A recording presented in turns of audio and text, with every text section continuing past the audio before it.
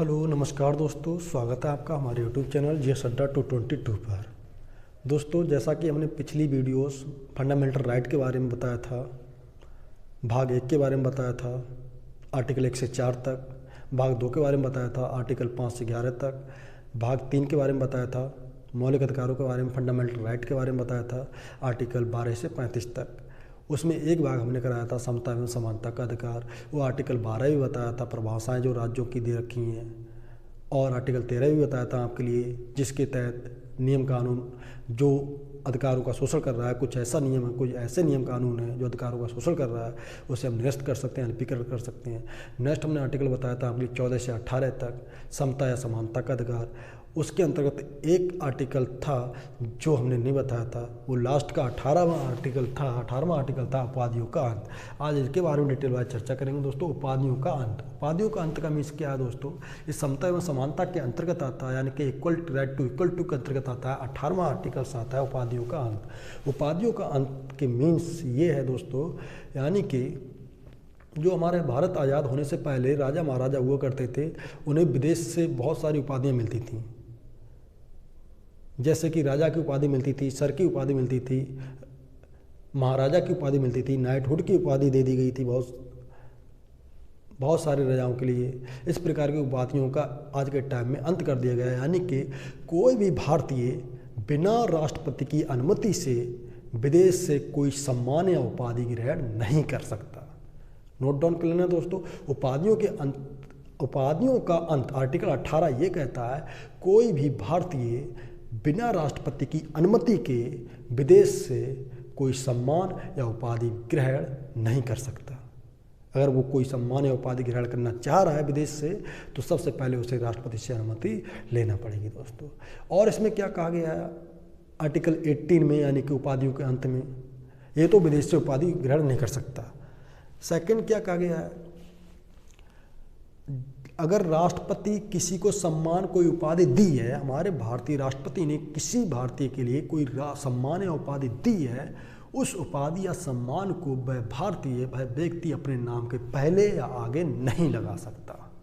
जैसे कि भारत रत्न राष्ट्रपति ने किसी को दिया, वो अपने नाम से पहले भारत रत्न नहीं लगा सकता।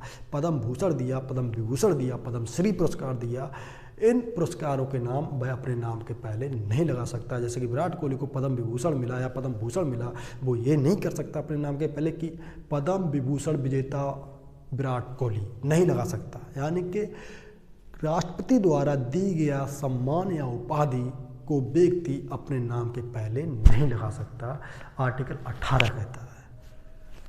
नेक्स्ट दोस्तों, और 18 क्या कहता है? आर्टिकल 18 कहता है कोई विदेश से बिना राष्ट्रपति की अनुमति से आप उपाधि नहीं ले सकते, और राष्ट्रपति द्वारा जो आपको उपाधि दी गई है उसको नाम से पहले नहीं लगा सकते। लेकिन यहाँ एक एक्सेप्शन है, आप नाम से पहले किन उपाधियों को लगा सकते हैं? कोई व्यक्ति पेशे से डॉक्टर है, इंजीनियर है या सेना में है, इन 3 ऑप्शन को छोड़कर कोई व्यक्ति डॉक्टर है, अपने नाम से पहले डॉक्टर लगा सकता है, उसकी अपने नाम से पहले वो अपनी जो उपाधि उसकी डॉक्टर की लगा सकता है। कोई व्यक्ति इंजीनियर है, अपने नाम से पहले इंजीनियर लगा सकता है, जैसे इंजीनियर नरेंद्र सिंह यादव, इस प्रकार से लगा सकता है। नेक्स्ट दोस्तों, सेना में जो अधिकारी वगैरह होते हैं, पुलिस लाइन विभाग में जो अधिकारी होते हैं, वो अपने नाम से पहले अपनी उपाधि लगा सकते हैं। जैसे कि सूबेदार की उपाधि होती है सेना में, मजिस्ट्रेट की उपाधि होती है, इंस्पेक्टर की उपाधि होती है, दरोगा की उपाधि होती है, सूबेदार अनिल कुमार सिंह, इस प्रकार से अपने नाम से पहले लगा सकते हैं। मजिस्ट्रेट विपिन राव, इस प्रकार से वो अपने नाम से पहले उपाधि लगा सकते हैं। तो उपाधियों के अंत में दोस्तों, कोई व्यक्ति विदेश से कोई बिना राष्ट्रपति के परमिशन से कोई उपाधि या सम्मान ग्रहण नहीं कर सकता है। उपाधियों के अंत के अंतर्गत दोस्तों, अगर राष्ट्रपति ने किसी व्यक्ति को सम्मान या कोई उपाधि दी है, उस उपाधि को अपने नाम से पहले नहीं लगा सकता है। और क्या कहता है ये, इसमें एक एक्सेप्शन है, डॉक्टर है, इंजीनियर है एवं सेना में जो जितने भी अधिकारी हैं वो अपने नाम से अपनी उपाधियों को लगा सकते हैं दोस्तों। बस आर्टिकल 18 कंप्लीट। नेक्स्ट चलते हैं स्वतंत्रता का अधिकार। स्वतंत्रता का अधिकार 19 से 22। 19 से 22 आर्टिकल 19 से 22 स्वतंत्रता का अधिकार है। वेरी वेरी इंपॉर्टेंट है, आप प्रत्येक स्टूडेंट को पता होना चाहिए हमारी कितने प्रकार की स्वतंत्रता है। 6 प्रकार की स्वतंत्रता है, 1 2 3 4 5 6 7। आज के टाइम में संपत्ति का अधिकार था, ये अब नहीं है, अभी डिटेल वाइज चर्चा करेंगे। तो स्वतंत्रता के अधिकार के अंतर्गत दोस्तों 19 से 22 तक, आर्टिकल 19 से 22 तक स्वतंत्रता का अधिकार आता है। इसके तहत 19 आर्टिकल वेरी वेरी इंपॉर्टेंट है। 19 आर्टिकल में 6 प्रकार की स्वतंत्रताएं हमारे लिए किस प्रकार से लिखी हुई हैं, 19A 19B 19C 19D 19E 19F 19G, इस प्रकार से दोस्तों। 19A के अंतर्गत दिया हुआ है अभिव्यक्ति की आज़ादी, यानी कि अभिव्यक्ति की स्वतंत्रता। कहने का मीन्स है अभिव्यक्ति या वाक स्वतंत्रता, शब्द आ जाता है वाक स्वतंत्रता या वाक स्वतंत्रता किस आर्टिकल में दिया गया है, वाक स्वतंत्रता, स्वतंत्रता या प्रेस स्वतंत्रता, प्रेस की स्वतंत्रता, प्रेस की स्वतंत्रता या आज़ादी, प्रेस की स्वतंत्रता या प्रेस की आज़ादी। दोस्तों आर्टिकल 19A क्या कहता है, अभिव्यक्ति की स्वतंत्रता है हमें प्रत्येक भारतीय के लिए, यानी कि अभिव्यक्ति में होता है बोलने की स्वतंत्रता है, यानी कि बाग में होता है बोलने की स्वतंत्रता। और जो प्रेस वाले होते हैं, मीडिया कर्मी होते हैं, जर्नलिस्ट होते हैं, उन्हें भी बोलने की स्वतंत्रता है, उन्हें क्वेश्चन पूछने की स्वतंत्रता है दोस्तों, आर्टिकल 19A कहता है दोस्तों। लेकिन अभिव्यक्ति की आज़ादी है आपको, लेकिन वो लीगल हो, इलीगल ना हो, देश के विरुद्ध ना हो, देश की एकता अखंडता के विरुद्ध ना हो। कहीं पता चला आप देश के विरुद्ध बोल रहे हैं, देश के विरुद्ध नारे लगा रहे हैं, तो ये आज़ादी आपको नहीं भाई साहब, ये आज़ादी नहीं देता हमारा संविधान। हमारा संविधान लीगल बोलने के लिए आज़ादी देता है, ना कि इलीगल। तो आर्टिकल 19A में ये सब तीनों शब्द आते हैं दोस्तों अधिकतर कंपटीशन में। अभिव्यक्ति की आज़ादी किस आर्टिकल के तहत आती है, वाक स्वतंत्रता किस आर्टिकल के तहत आती है, प्रेस की आज़ादी किस आर्टिकल के तहत आती है, 19A स्वतंत्रता की आज़ादी, यानी कि स्वतंत्रता का अधिकार के अंतर्गत 19A।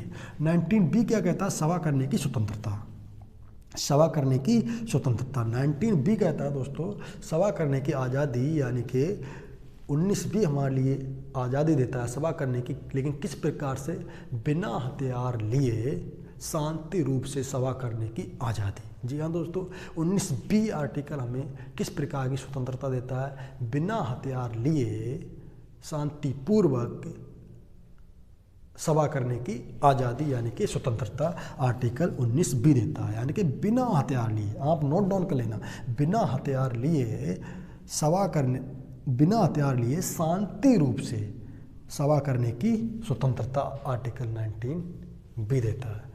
19C क्या देता है, संगठन बनाने की स्वतंत्रता, संगठन यानी कि यूनियन, UNION, यूनियन या पार्टी भी आप बोल सकते हैं इसे, PARTY। ओके दोस्तों, यानी कि आर्टिकल 19C कहता है आपको संगठन बनाने की स्वतंत्रता, यूनियन बनाने की स्वतंत्रता, यानी कि पार्टी, कोई भी पार्टी आप बना सकते हैं। ओके, आर्टिकल 19C कहता है आपको संगठन बनाने की स्वतंत्रता है, कोई पार्टी का गठन कर सकते हैं। 19D क्या कहता है, संचरण करने की स्वतंत्रता, यानी कि आवागमन की स्वतंत्रता। 19D कहता है आप देश में संचरण कर सकते हैं, यानी कि देश के किसी भी क्षेत्र में, किसी भी भाग में, किसी भी राज्य में आपको घूमने की स्वतंत्रता है, देश के किसी भी भाग में आप टूर कर सकते हैं, जा सकते हैं, घूम फिर सकते हैं, आज़ादी आपको दे। 19D कहता है यानी संचरण करने की स्वतंत्रता, यानी कि आवागमन की स्वतंत्रता, देश के किसी भी हिस्से में आपको घूमने की स्वतंत्रता है 19D के अनुसार। 19E क्या कहता है, निवास करने की स्वतंत्रता, निवास करना या बसना, निवास करना या बसना, यानी कि 19E कहता है आपसे कि आपको भारत में किसी भी स्थान पर, किसी भी राज्य में, किसी भी क्षेत्र में निवास करने की स्वतंत्रता, आप कहीं भी रह सकते हैं। 19E। 19F क्या कहता है, संपत्ति रखने का अधिकार, संपत्ति रखने का अधिकार, ये 44वां संवैधानिक संशोधन के द्वारा, 44वां संशोधन के द्वारा 1978 में इसे अब निरस्त कर दिया गया है, इसे अब बना दिया गया है एक कानूनी अधिकार, कानूनी अधिकार, कानूनी अधिकार। जी हाँ दोस्तों, 1978 तक हमारा संपत्ति रखने का अधिकार था, लेकिन आज के टाइम में ये कानूनी अधिकार बना दिया गया है 44वें संशोधन के द्वारा। संपत्ति का अधिकार दोस्तों 19F में भी आता है, और संपत्ति का अधिकार हमारा 31 में भी आता है, आर्टिकल 31 में भी आता है। दोनों संपत्ति का अधिकार है। ये किस प्रकार संपत्ति अधिकार है? जिस व्यक्ति ने अपनी खुद संपत्ति खरीदी है वो 19 ऐप के अंतर्गत आता है, और जिस व्यक्ति के पूर्वजों की संपत्ति है वो आर्टिकल 31 के अंतर्गत आता है। दोनों को निरस्त कर दिया गया है। क्यों निरस्त कर दिया है दोस्तों? क्योंकि संपत्ति का अधिकार, जैसे किसी व्यक्ति की थोड़ी बहुत ज़मीन है, पता चल रहा है उस ज़मीन से होते हुए एक हाईवे जा रहा है और गवर्नमेंट कह रही है अब इस रास्ते से, मतलब आपकी ज़मीन से होते हुए हाईवे जाएगा। अब वो कहेगा नहीं भाई साहब, मेरा तो अधिकार है संपत्ति रखने का, मैं नहीं जाने दूंगा, आप अपना रोड मोड़ लो इधर की ओर। ऐसा नहीं कर सकती सरकार। तो यानी कि इसीलिए संपत्ति के अधिकार को ये निरस्त कर दिया है। कहीं रेल की पटरियाँ बिछ रही हैं, उसकी जगह से होते हुए जा रहा है, थोड़ी सी उसकी जगह है, वो कह रहा है नहीं मेरा अधिकार है संपत्ति रखने का, आप डायरेक्शन मोड़ लो। ऐसा नहीं कर सकता। यानी कि सरकार उसका मुआवजा दे सकती है उसकी संपत्ति के लिए, लेकिन रास्ता उधर से ही जाएगा, क्योंकि सरकार के सहयोग, सरकार के लिए वो उसी के लिए ही कार्य हो रहा है वो। नेक्स्ट, संपत्ति का अधिकार।